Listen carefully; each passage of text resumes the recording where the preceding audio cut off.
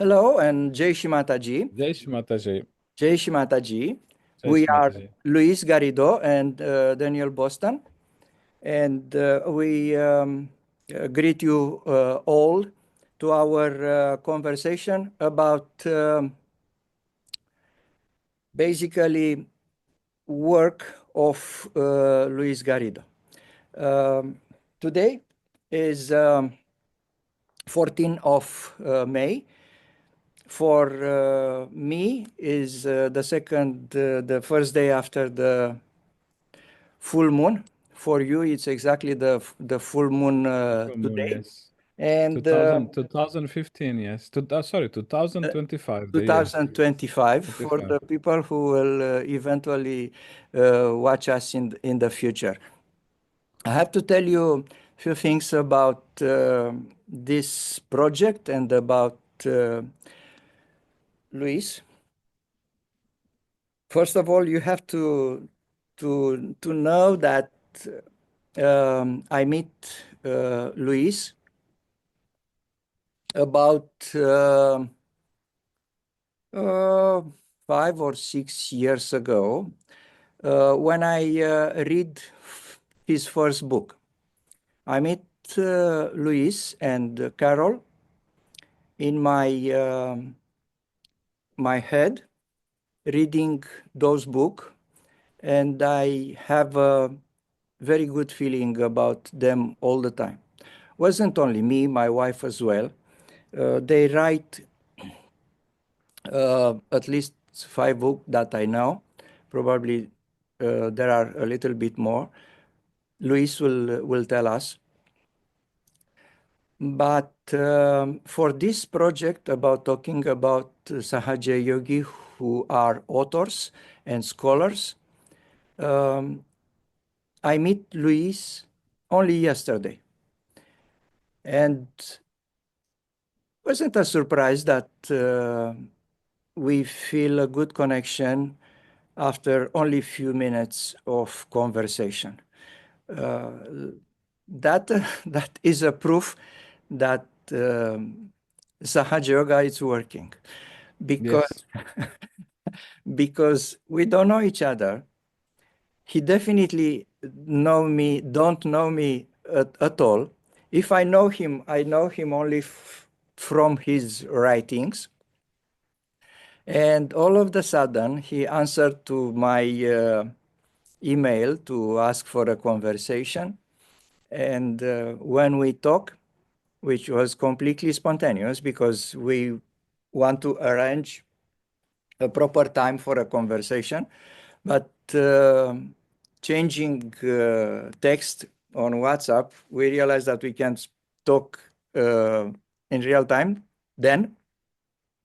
So we start a conversation for a few minutes who lasted 1 hour and a half.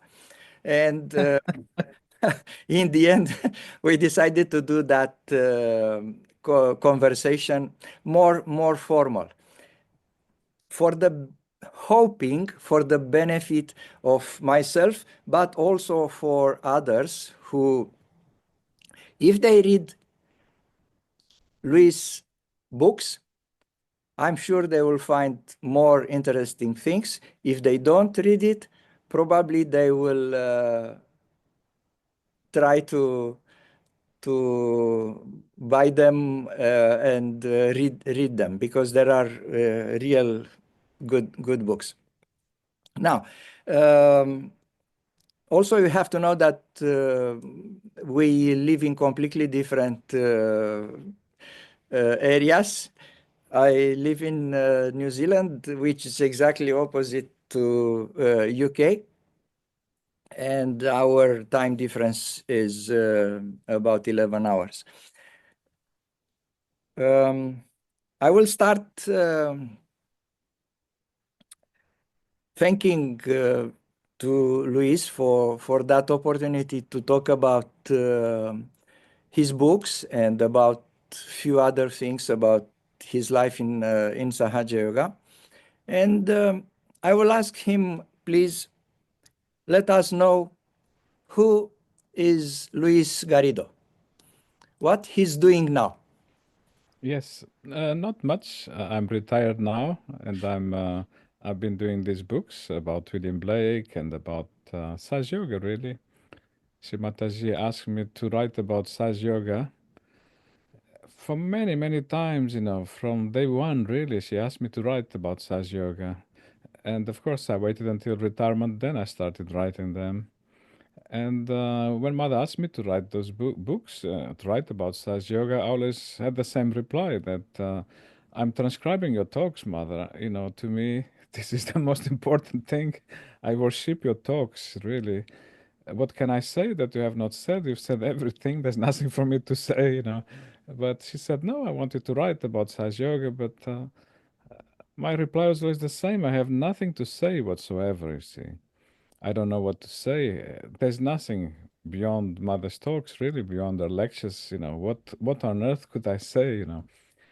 It took many years, really. And then the last time Shimataji told me to write, she told me, okay, you are always telling me you don't know what to write. I give you a subject, write about William Blake. So that was the last time we talked about these things. But even then, I didn't know what to write. I had nothing to say still. And then by accident, it's not quite accident, it's maybe destiny, we managed to discover the location of William Blake's grave. You see, this is inspired by mother's teachings. Mataji had already said in her lectures that she was not pleased that the grave of William Blake is so neglected, not well respected, that people are walking over his tomb because people don't know exactly where he's buried. And so people actually are walking over his body without realizing it. But mother knows where the body of William Blake is. See, the gravestone is somewhere else. You see, the body of William Blake is in one place and the gravestone is elsewhere. Even the gravestone of William Blake was saying that nearby lies William Blake. Usually the stones will tell you the gravestones, here lies William Blake. But William Blake's stone was saying, nearby lies William Blake. And for that reason, people were walking all over his body. But Sri Mataji knows exactly where his body is, otherwise she could not say that. So we knew that William Blake is nearby. We knew that mother is not happy that they are walking over his body. And so we felt inspired. Let's do something crazy. Let's see if we can find the exact location on vibrations. We will get there. Let's take it slowly. I'm still, and I'm sure our audience, as much as it is, wants to know what are you doing? What is your background? What can you tell us about something Yes. I'll about tell you my back. yourself? Yes. So I was born in Portugal and spent my life there until the age of 23. I studied law, and then I came to live in England, and then worked in market research. And right now I'm retired. So this is the basics, you know. So my language is not English. That's another difficulty for me to write in English. Although I have been living in England for a while, I've never studied English as such. What I studied was Portuguese law, you see, which in the end I didn't practice here. I practiced in Portugal for a little while, only a very short while. And so for me, writing in English is a big challenge for me, I must tell you. Welcome to But the club, because we have to tell the audience, if they don't find it even now, that I'm more or less in the same situation as you, because I live in New Zealand for nearly 25 years now, but I was born in Romania, which only Luis knows, but the broader audience doesn't, or few other Romanian knows. Also immigrate in the English culture in New Zealand, and also I don't know English. So we are some immigrants who make it in the West without true. without knowing too much English. At least from my part, also Same with me. Same I with me. don't have a formal English education. I learn by living here. And yeah, um, Luis, if you agree, I will challenge you, please, to tell us a little bit of things before Sahaja Yoga. First of all, obviously, you will tell me even if I don't ask you when you received the realization, but I want to know a few things about before that.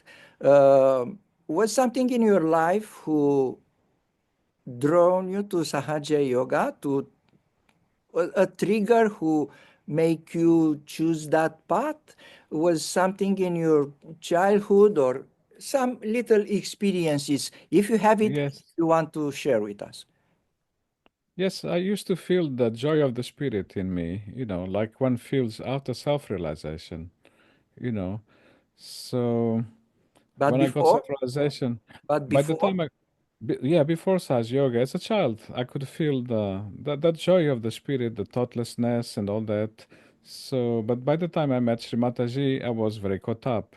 So she gave me realization, and then when I felt it, I knew, oh, this is what I used to feel all my life until I lost it. You see, so I was interested in meditation very much before Saj Yoga. I was interested in William Blake before Sahaj Yoga.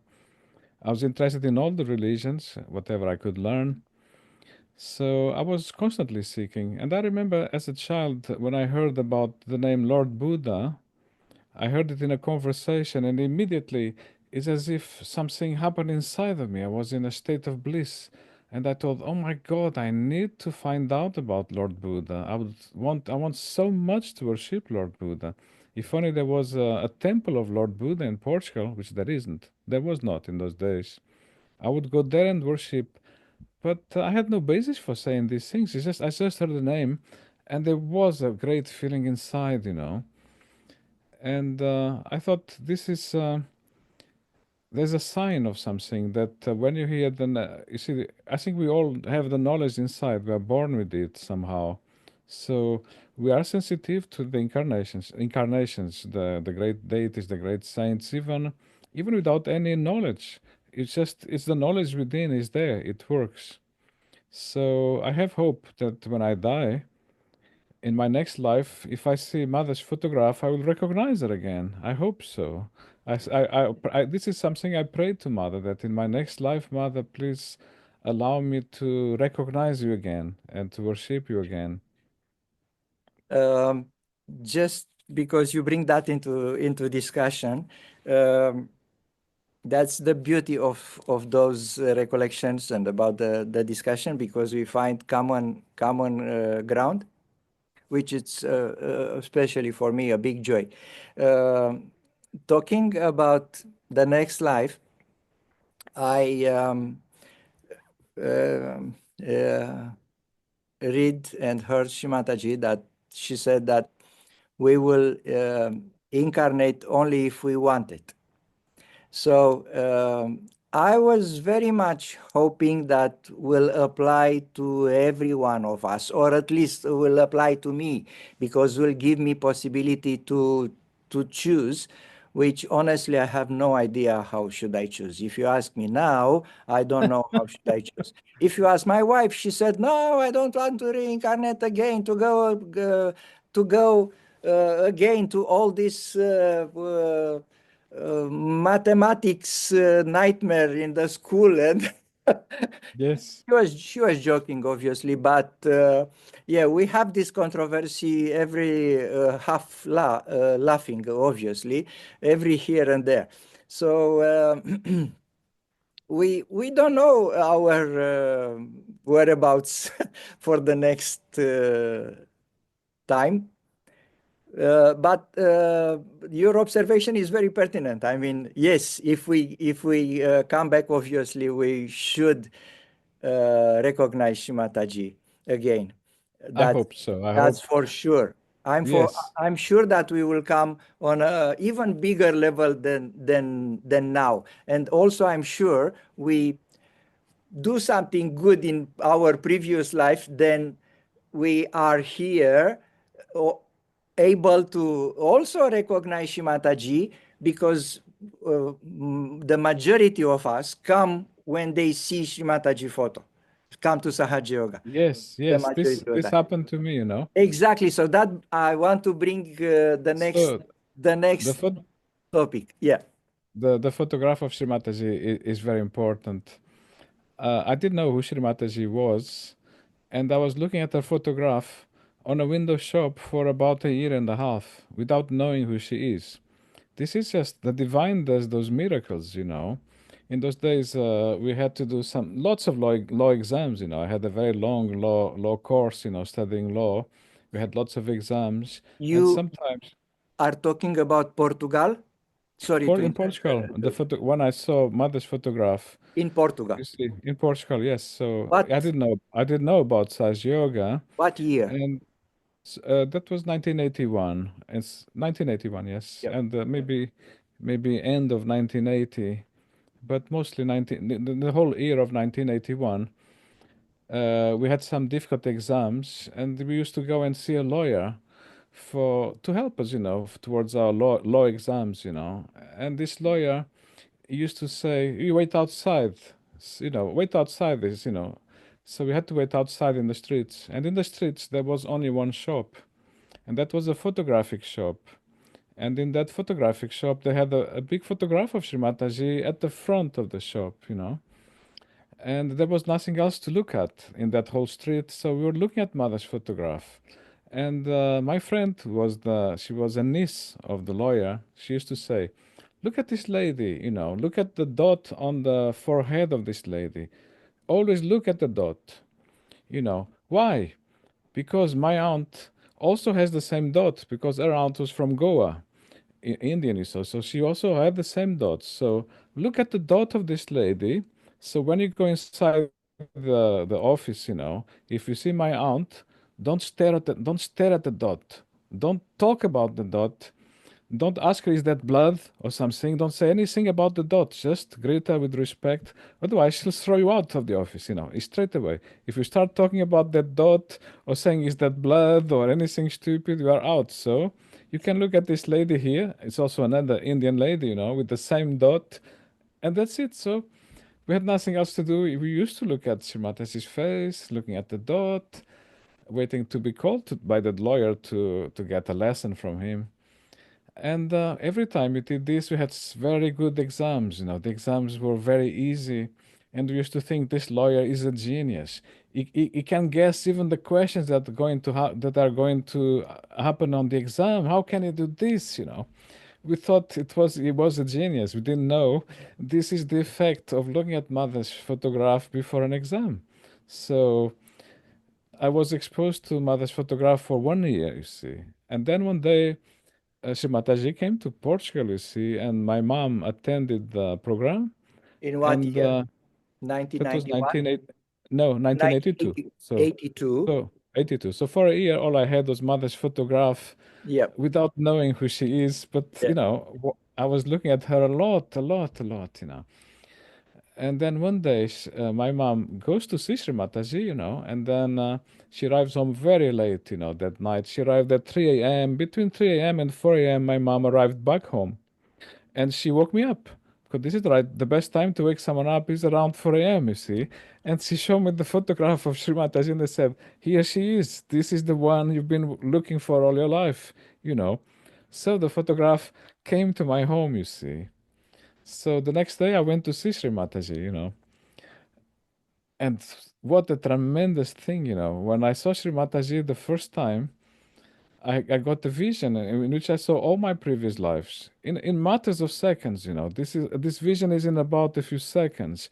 I saw all my previous lives, and in all those previous lives, there was a lady, which is like Shri Mataji exactly, looking at me from above, like from a cloud, looking at me, checking. Oh, look at what he's doing now, what he's doing now, what he's doing now, checking on everything, you know. So Shri Mataji had been there in all my previous lives, somehow guiding or protecting, or I don't know how. This was a very strange vision to have in a second, you know, or two. And before this happened, I had a That's motorbike happened. accident. That's happened when you went to the program.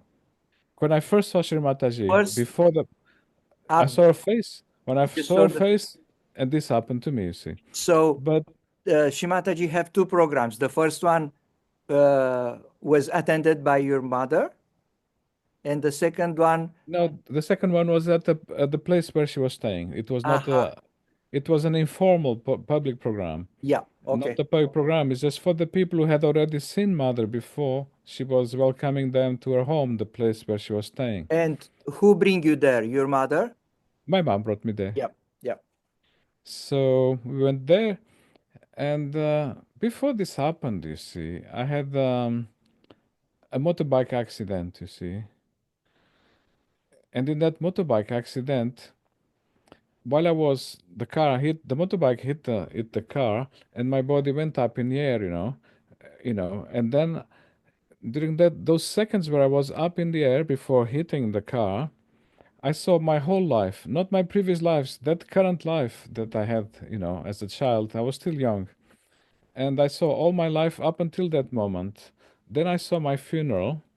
I saw my parents crying. This takes so long to describe, and yet it's in 1 second while my body is in the air before landing on the car. And I saw my whole life up until that second. And also, a lady appeared on a cloud again, like an angel, you see. I thought it was an angel. And she said, "What a wasted life when this was your most important life, where you had to achieve something spiritually, This was a very strange thing. And then suddenly, bang, the noise of my helmet falling on the car. And from the car, I fell onto the floor, and there was no harm. Nothing happened to me. Not a scratch. I was perfectly fine.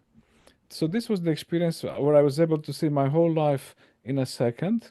But when I saw Sri Mataji and I saw a lady in the air, also in the cloud, more or less the same lady, but this time I thought it was an angel. I didn't know who it was, you see. And in that cloud, she said to me, look at the wasted life, what a shame. And so I saw my whole life, in a second, really. But when I saw Sri Mataji, I saw all my previous lives as well, not the current one. And this all takes place in 1 second. It's impossible.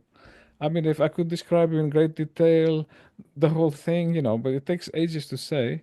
And it's a fraction of a second. I had never had, this is the only two experiences I had like this. So when I saw Mother, I knew this is something vital to me, really essential, you see. And in those days, I had many problems. By the time I came to see Mother, I was in a very bad shape, mentally, health-wise, all sorts of problems, many problems, serious problems.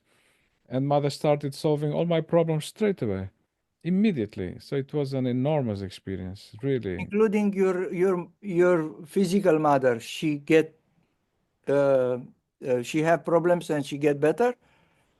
My mother was okay, My mother did not benefit so much, because then she gave up Sahaj.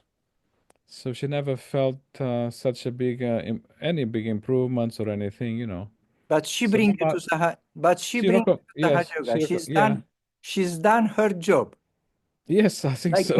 many others with us, which bring us to Sahaja Yoga, and after that Yes, retire. then Or she left. it's Then a she. phenomenon. It's a phenomenon. I've noticed that. I've seen that before with other people also. Yes, Exactly. Uh, yes. Luis, have you obviously tell that story to other people? I'm curious if you make it public to. I have no chance to see all the talking with David Jesus Vignoli. You you have a podcast uh, with him. Have you tell that story as well in public? I don't remember if because it's long time ago we had that conversation. I don't remember what stories I covered or not. Maybe I don't know. Anyway, either way, I want to thank you for sharing that with me and the people who will watch us. Before we start that conversation and before we hear what you told me, I know you are an old Sahaj yogi. I know you few things about you, very few, but I thought best achievement are those books. So that one, this one we will talk about hopefully soon.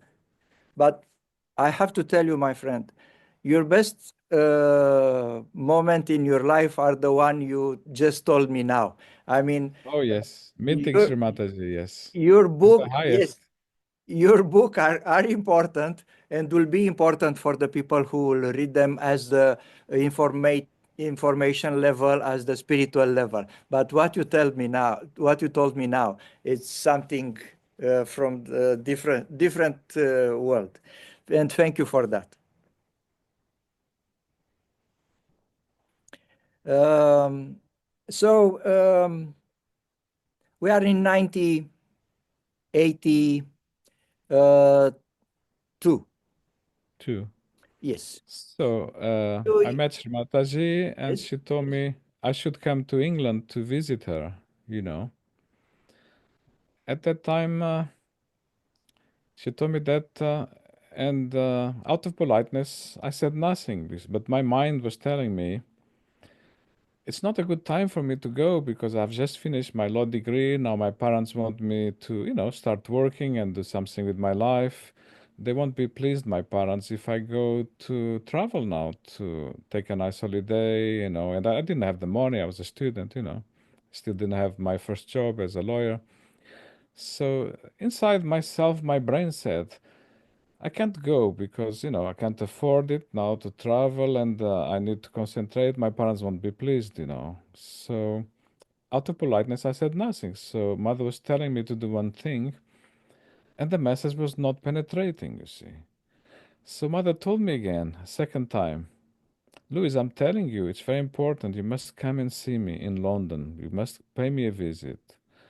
And again, my brain told me exactly the same that, yes, but not now. you know. And mother said a third time, no, listen with the, pay attention. It's important. You must come and see me. you So know. she told So you suddenly the she message told you dropped she told you three three times. times. And Yes. that's happened after you get the realization After I got my realization at the in airport, at the airport when she was coming back to London, she told me that, Louis, you must come and see me in London. It's very important. You must visit me. She said it three times because she knows everything. The message was not penetrating. I was saying, my mind was saying, well, not now, can't afford it. My parents won't like it. Uh, but then suddenly the message dropped, and I realized, yes, I must come and see Sri Mataji. And before leaving, Sri Mataji also told me that if ever I get in any trouble, any serious problem, go and speak to this lady there, a certain lady. That lady was my aunt because my aunt also came to see Sri Mataji. So there Sri are Mataji, sorry to interrupt. There are many Sahaj Yogi by that time. We are talking about 1982. So was 24, one of the four first Sajak, one of the four. first programs over out of England, probably out of Britain. No, no. No. Mother gave, this was now the third time Mother was coming to Portugal, you see. Okay. So the first time generated three Saj Yogis because Mother came twice. And then when she came again, I was the fourth Saj Yogi. So in those days there was only four Saj Yogis, and Mother And gave she came with came some three other times. English Sahaj Yogi, or she came by herself. No, she came with some Saj Yogis from Switzerland Uh-huh. and others. She never came alone. Yeah. So she gave. This was the third year Mother was coming to Portugal. So there were only three Saj Yogis, and then I became the number four. And as I was saying, so because Mother told me to come and see her, I decided to go and see her. But before leaving, Shimataji told me, if ever you get in a big problem, big trouble, go and ask this lady for advice, follow her advice. This was my aunt. So as soon as Shimataji left the country, I received my uh, orders from my regiment to present myself and start military training. Ooh. Our military training in those days was 1 year and a half, and then we had to be sent to war. Usually, the Portuguese soldiers were sent to war. So, and I was in very bad health. I didn't want to go to do the military training. So, when that letter arrived, ordering me to present myself in my regiment, to start training, military training, I remembered Sri Mataji's advice, which was, if you have a big trouble, go and ask advice from that lady and follow it. That was my aunt. So I went to see my aunt, and I didn't know this about her. My aunt's best friend was a military judge, you see. So because her best friend was married to a military judge, she told me what I should do to avoid starting the military training now. Part of the advice was that I had to also leave the country and go to England, you see. So everything tied up. Okay, now I'm going to see Sri Mataji. Of course, it's the best I can do. That's the safest. I did exactly what the judge said to postpone my military training. I left the country as he told me and went to see Sri Mataji. But just before going to see Sri Mataji, my mom said to me, next time we meet you, it'll be your marriage, okay? It'll be your wedding. Next time we meet you. And I told my mom, don't talk like this, mom. What's this? I'm going to London to see Sri Mataji. I'm not going to get married, just to see Sri Mataji. Please don't talk like that. And my mom reminded me, do you remember what you said all your life? Oh, yes, I know, but I was very young when I said those things. So the things I used to say when I was a child was like this. In those days, there was a war. Portugal was at war in the colonies. Just a small details. I don't know too much history of Portugal, but where was the war? Just for my curiosity, in Africa, Angola, or In Africa, colonies, Angola, Mozambique, Angola, Guinea. Mozambique? These were Okay, the because Portuguese those are colonies. Portuguese colonies. Yes. Okay. Sorry. So, as I was growing up, the war was there, and my aunts, my uncles, my grannies, they used to ask me, so when you grow up, do you want to join the Navy, the Army, or the Air Force? Which one do you want to? You are not a coward. You are going to fight for your country, aren't you? And I used to say, no, I cannot go because I have to go to London to get married. I used to say this. I got many slaps on the face, for saying this stupid thing that I cannot go to the military or Air Force or Navy because I have to go to London to get married. And who are you going to marry then in London or in England? Oh, I'm going to marry a girl called Carol. So I said this almost, throughout my childhood up to the age of 11, I was saying these things. And then I got enough slaps for being a coward or a traitor, and I stopped saying those things. I forgot about this. But as I was going to London to see Sri Mataji, my mom said to me, look, you are going to get married because you said that all your life you were going to go to London to get married and you would not do your military service for that reason, you see. So this is what's happening, you see. So I went to London, I met Sri Mataji, and Sri Mataji arranged my marriage. And she chose a girl for me called Carol. Exactly what I used to say, that I was going to marry a girl called Carol. Now, you ask me, how come I used to say I'm going to marry a girl called Carol?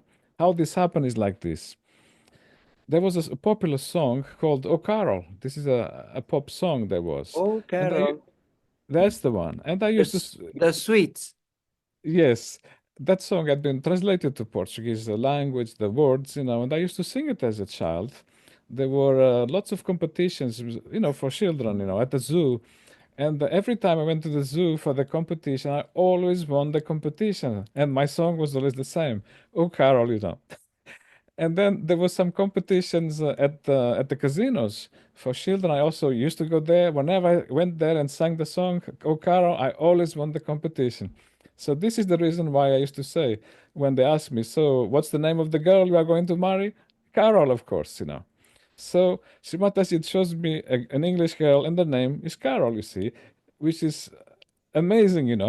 So I rang my mom to say, Mom, I have great news. And my mom said straight away, Shut up. Don't tell me the news. I'll tell you the news. You are gonna get married. I said, Wow, yes. How did you know? All right. And then my mom said, Let me tell you the name of the girl, by the way. She's called Carol. I said, Yes, she's called Carol. My mom remembered this type of nonsense I used to say as a child, you see. Wow. So everything happened. Mother made this dream or prophecy of mine, small prophecy, came true. She helped me to avoid the military service. And the reason why mother helped me to avoid the military service is because I was not in good health. You know, it was very dangerous at the time for me to have gone into the military service when, according to mother, she told me straight away, you are a heart patient, you are not in good health. It's quite dangerous for you to go on the military service right now. So mother helped you that. Otherwise, mother may have said, all right, do the military service anyway. You know, everybody has to do it. That's life, you know.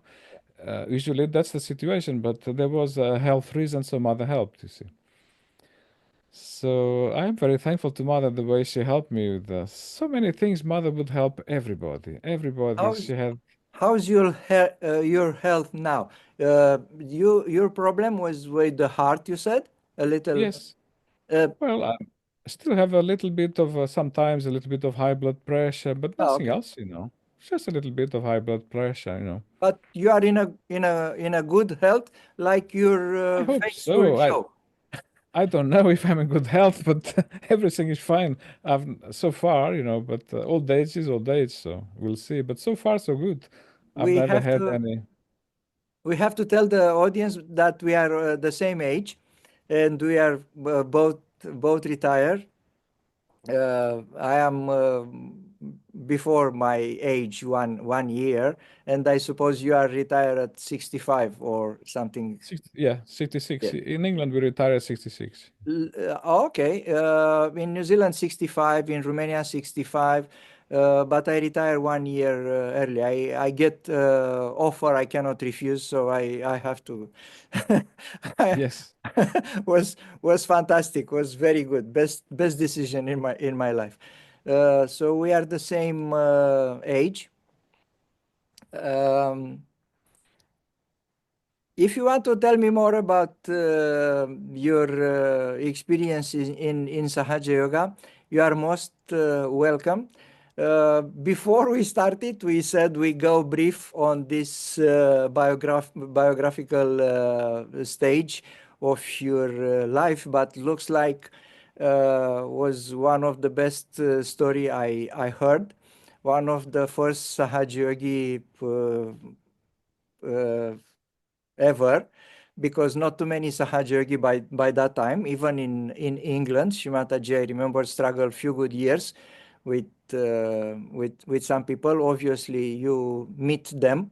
Can you tell us a little bit more about those first year in Sahaj Yoga Yes. in England? Because you are the first Yes. one. I know a few things, but only from Shimataji's talks or other people stories.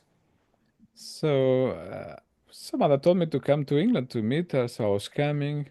I was coming by train and then by boat because coming from Portugal, you can take a train, then you take the boat Dover, and after the boat, you get a train to London. And as I was coming with my suitcases, you know, the Saj Yogis told me, look, Sri Mataji, when she came to Portugal, she did a lot of shopping and she didn't bring it home. So it's your turn now. You take those suitcases of mother with you, things she bought, and there was some very large paintings mother had bought, you know, and they were about at least a meter and a half long. You see, those are very long, you see, and very very big, you see. So I was carrying those on my shoulder. You know, they were wrapped up, and I had them on a string on my shoulder. I had another big suitcase, two suitcases of Sri Mataji, you know, with me as well, plus my luggage, you see. So when I arrived on the boat before disembarking at the customs, the English officer said, "Look, what kind of tourist is this? You know, you look like a salesman with all those suitcases and paintings and this and that. You know, you are not a genuine. You are not a genuine." Tourist, you know, we are here for business. We are here either salesman or moving house. You are planning to come and stay here for forever. You see, he was right. It happened, but I Yeah. didn't know that. I thought I was just coming to pay a little visit to Sri Mataji, and I'm bringing her stuff, you know, my suitcase as well. And so you are going back to where you came from. You don't want this type of tourists, you know. And by the way, show me how much money you have. I had hardly any money, you see.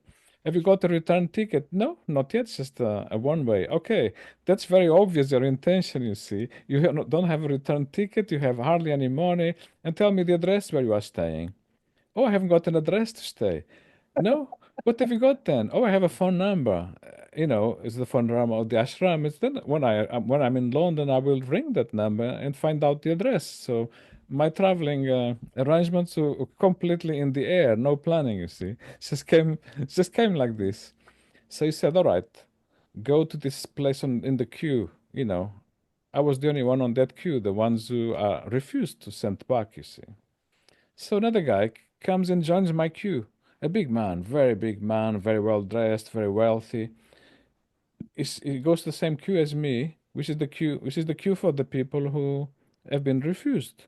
So I told him, don't stay on this queue. This is the queue for the people with bad luck like me. Go to the main queue. He said, oh no, I like this queue. This is the best queue. I'll stay here on this queue. He was a very important man, so he demanded attention from the customs officer. Can we have some attention here, please? And the officer came immediately. He could see this is an important man. And they said, what's the problem with this guy? Me. Why is he being refused? Oh, he has no money. Really? Is that all? All right. So from the pockets of it took huge bundles of money in elastic bands and put them on the table. Is this enough? Do you want more money? It took more money and put it on the table.